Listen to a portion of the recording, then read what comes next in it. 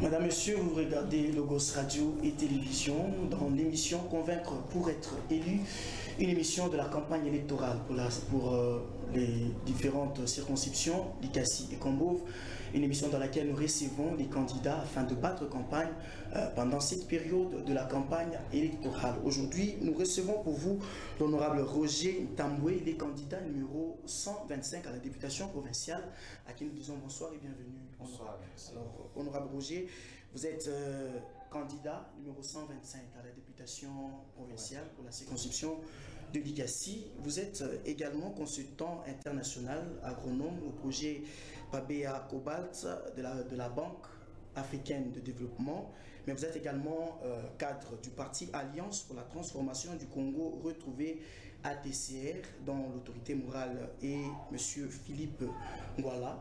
Alors, honorable, la campagne électorale, comment ça se passe chez vous? Tout se passe correctement.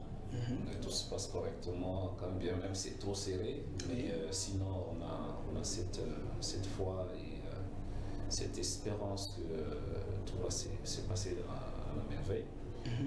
Alors, si je passe ici, c'est juste pour convaincre les électeurs de la ville de Likassi. Sinon, je vais commencer par les motivations qui m'ont poussé à me présenter cette année 2023, à la députation provinciale. Les motivations sont visibles, même par vous. Si vous allez au niveau de Kasumbalesa, par exemple, vous allez voir qu'il y a autant de camions de trac remplis de minerais qui sortent. Mais ce qui entre, c'est du jus, c'est de la nourriture de manière générale. C'est les œufs, la farine de maïs et jusqu'à Bikonga. Vous connaissez les Bikonga? Exactement. Même les Bikonga viennent de la Zambie. Alors que le pays a une potentialité terrible. 80 millions de terres arables, on peut cultiver, on peut nourrir même une partie de l'Afrique. Mais malheureusement, on dépend. Nous dépendons de l'extérieur. Alors voilà, étant d'abord ingénieur agronome et avec plus de 20 ans d'expérience professionnelle, j'ai visité ou j'ai travaillé, on peut dire, dans toute la République démocratique du Congo, excepté l'Équateur. J'ai vu les potentialités que le pays possède. Donc nous avons entre nos mains la richesse, mais malheureusement, nous aimons consommer ce qui vient de l'extérieur et c'est ce qui nous rend de plus en plus pauvres. Et là, je me dis, moi, mon slogan, c'est qu'on doit consommer ce que nous produisons et produire ce que nous consommons. Alors, si aujourd'hui nous dépendons de l'extérieur, c'est parce qu'il y a vraiment, ça ne dépend que de moi, c'est mon analyse, il n'y a pas une bonne politique agricole. Je parle de la province. Il n'y a pas une bonne politique agricole, ce qui fait que tous les programmes que le gouvernement provincial est en train de mettre en place, il n'y a pas de résultats. Il n'y a pas de résultats palpables.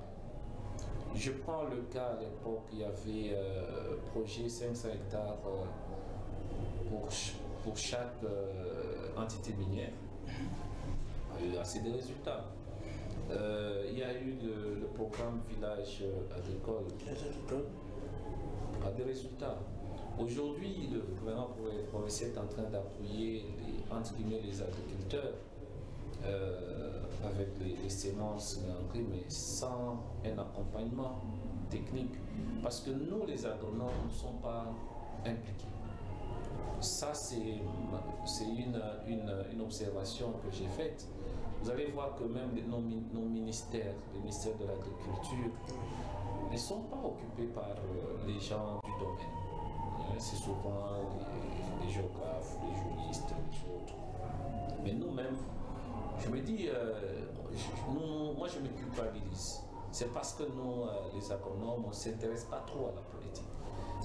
Est-ce que nous comprenons que lorsque vous vous lancez dans la politique, c'est dans le but d'aider le pays à se développer.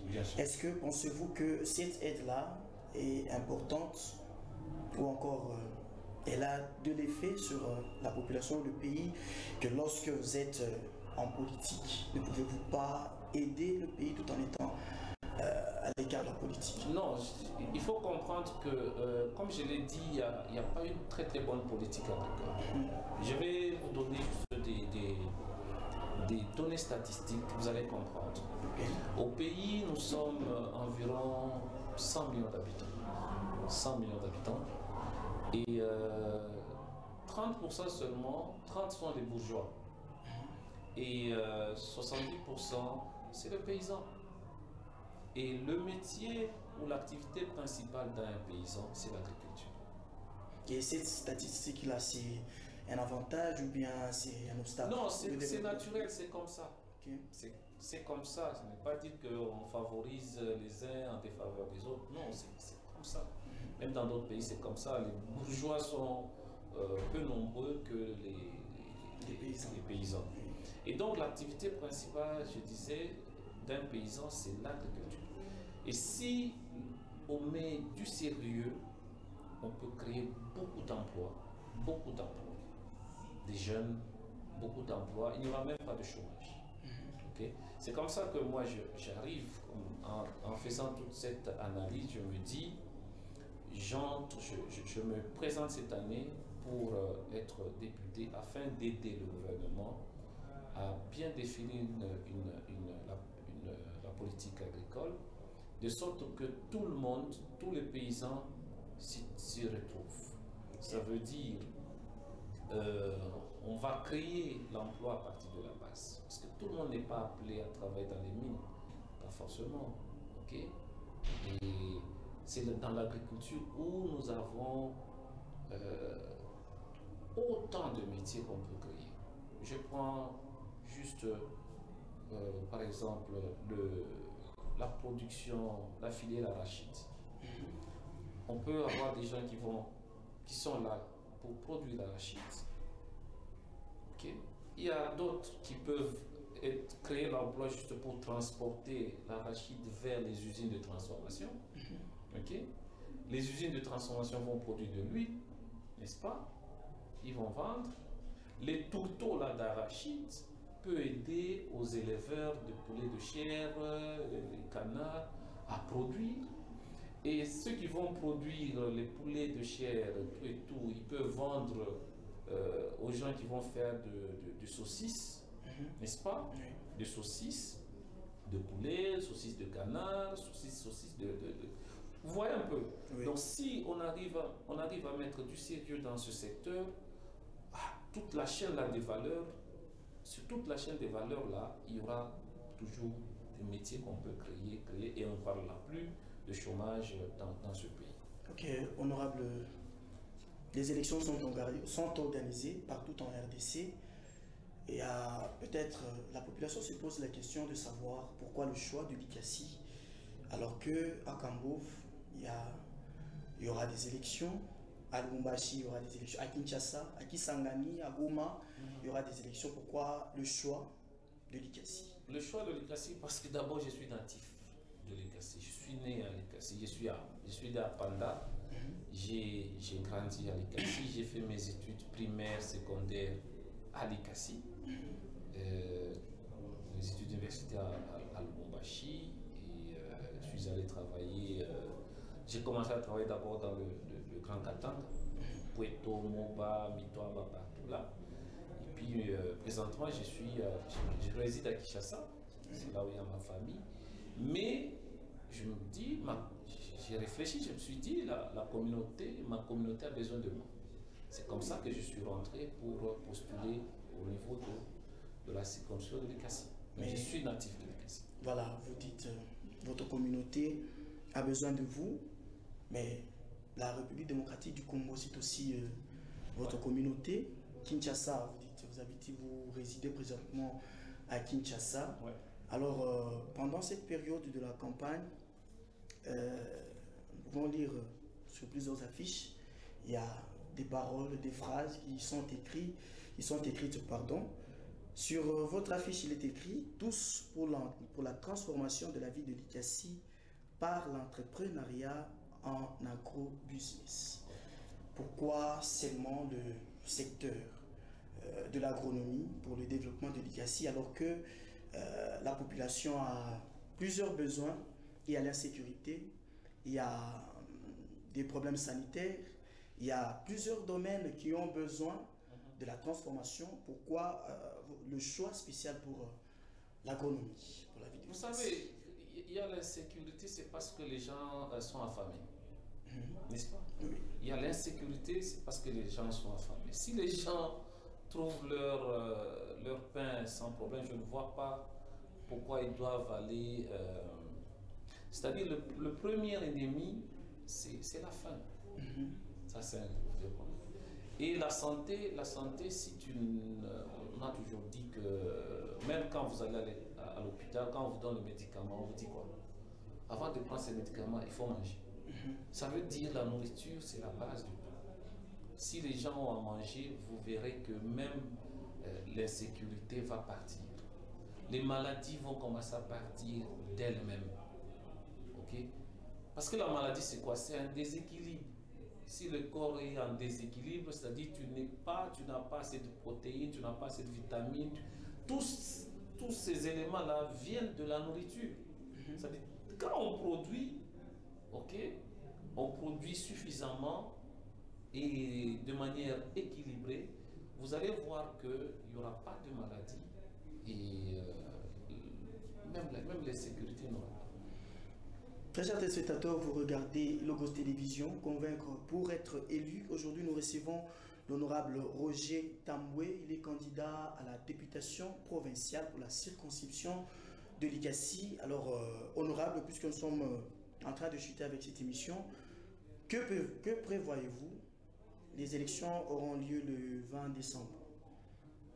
S'il arrivait qu'on proclamait plutôt les résultats, parmi les candidats ou les députés qui sont élus, le numéro 125 est également élu. Ouais. Que prévoyez-vous pour la population de l'ICASI? C'est vrai, vous avez un projet, surtout sur le secteur de l'agronomie. Et que prévoyez-vous concrètement pour la vie de l'ICASI? Il y a la population de Tchatchi qui vous regarde, il y a la population de Kanona qui vous regarde. Vous avez le temps de convaincre la population. Alors, je passe député et je projette déjà être ministre de l'Agriculture. Ok.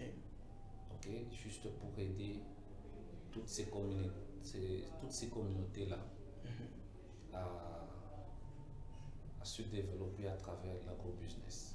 C'est-à-dire, on ne va pas faire l'agriculture comme on le fait, hein, une agriculture de subsistance, mais c'est une agriculture, on va faire les affaires dans l'agriculture. Est-ce pour dire que ceux qui sont dans les affaires pour le moment ont en quelque sorte échoué leur mission? Je peux dire oui, dans le sens qu'il n'y a pas un accompagnement. J'étais avec la population, j'ai trouvé une dame qui me dit qu'elle fait, elle fait un hectare de maïs à Kintombolo, elle reste à Binamé. Kintombolo, c'est environ à 120 km. Vous voyez? D'abord, je passe, il faut voir toutes les terres qui environnent la ville de l'ICASI. Toutes les terres sont occupées. Occupées complètement, mais curieusement, ce n'est pas cultivé. Il y a seulement des pancartes, propriété privée, ferme privée, mais à l'intérieur, même pas une bouture de manioc. Ok? Donc les grands bois, les bourgeois, les 30% là, ils ont des concessions, mais qui ne sont pas exploitées. Le petit peuple, okay, qui doit normalement exploiter ces terres, ne trouve pas dans les environs. Et les terres disponibles sont à 120 km, vous voyez. Donc la population se trouve vraiment dans une situation menaçante, si je peux dire ainsi. Ok? Et la population aime faire l'agriculture, mais les terres ne sont pas disponibles. S'il faut faire, faites seulement une rentabilité, une étude sur la rentabilité financière de la culture de maïs. Quelqu'un qui fait la culture à 120 km, le temps de la cheminée sur le marché, le transport, le coût du transport, vous faites une analyse financière, vous trouvez que les gens travaillent à perte. Ok? Ils travaillent à perte. La population fait 10 mois de culture, ok? Et la récolte, elle la bouffe pendant 2 mois, durant 2 mois, c'est tout. Vous voyez? Alors qu'il y a d'autres activités, d'autres filières qu'on peut développer, par exemple le poulet de chair, par exemple faire la pisciculture. Tout le monde ne peut pas faire seulement le maïs, n'est-ce pas? Il y a plusieurs filières. Vous voyez, vous savez que les mangues ici, on peut les sécher. Okay? On peut les sécher, mais nous on est là juste pour manger pendant c'est pas novembre à janvier, manger comme ça. Mais ailleurs, on exporte même les mangues séchées. N'est-ce pas? Mais si c'est nous, ça pourrit. On peut faire du jus, on peut faire, avec la peau, on peut faire du vinaigre. Avec la chair là, de mangue, on peut faire de la confiture. Le noyau, on peut faire, ça peut être dans les produits cosmétiques. Vous voyez, c'est tout ça. Il y a beaucoup d'opportunités dans le secteur agricole, mais malheureusement, ce secteur est vraiment négligé. Le champignon ici, bon, on est habitué à les ramasser, mais il y a des techniques pour cultiver, la culture des champignons. Faire la culture des champignons, et nous allons faire la culture des champignons toute l'année. Et tout ça, il y a des opportunités. Vous savez, aujourd'hui, nous avons des Chinois, des Pakistanais et tout. On a beaucoup d'étrangers donc ces étrangers-là, ils préfèrent les champignons, les canards, tout et tout. Mais malheureusement, ce sont des opportunités. N'est-ce pas? On ne peut pas tous travailler seulement dans les mines, mais ce sont des opportunités. On voit les étrangers qui sont tout autour de nous, mais écoute, si je vends, je produis ou j'élève les canards, il y a les Chinois qui préfèrent mieux les canards. Si je fais les porcs, mais c'est de l'argent. C'est une opportunité. Ce sont des affaires. N'est-ce pas? Voilà un peu, on n'a pas une panoplie d'activités qu'on peut développer pour réduire le chômage, pour que la communauté, on peut dire, se prenne en charge, hein, voilà. Dans ce secteur. Voilà. Honorable Roger Tamboué était notre invité dans cette émission Convaincre pour être élu. Logos Télévision, cher honorable, c'est une émission, c'est une télévision de proximité. Alors nous allons vous demander juste pendant 15 secondes de lancer un message à la population, cette fois en Swahili, à la population qui vous regarde. Appelez vos électeurs à voter pour vous afin de concrétiser les projets, les visions que vous avez pour la vie de l'ICASI. Pendant 15 secondes seulement. Ok, banduku ba l'ICASI, mina milomba, mina sema hivi, mu 2006 mu voté, mu 2011 mu voté, na mu 2018 mu voté. Michue kama muko changement iko visible. C'est pourquoi pour 2023, Minemilomba moni testé. Moni testé na mie niko na makiri ya kusaidia i communauté i vile ya Likasi. Alors na milomba mkuye ba mingi sana siku ya le 19 ata kama kumvula mkuye kuvoter. Vous votez parce que les devoirs mon énergie Joe il a défini le futur. On a voté président, on a voté député national, on a voté député provincial, qui n'a pas conseil municipaux pour que votre futur soit meilleur. Voilà, c'est par ces paroles que nous mettons un terme à cette émission. Convaincre pour être élu, nous recevions l'honorable Roger Tamboué Moussomouélé, candidat numéro 125 à la députation provinciale pour la circonscription de l'ICASI. Madame, Monsieur, ça n'est fini pour cette émission. Merci à vous d'avoir suivi. Surtout, le programme continue sur Logos Télévision.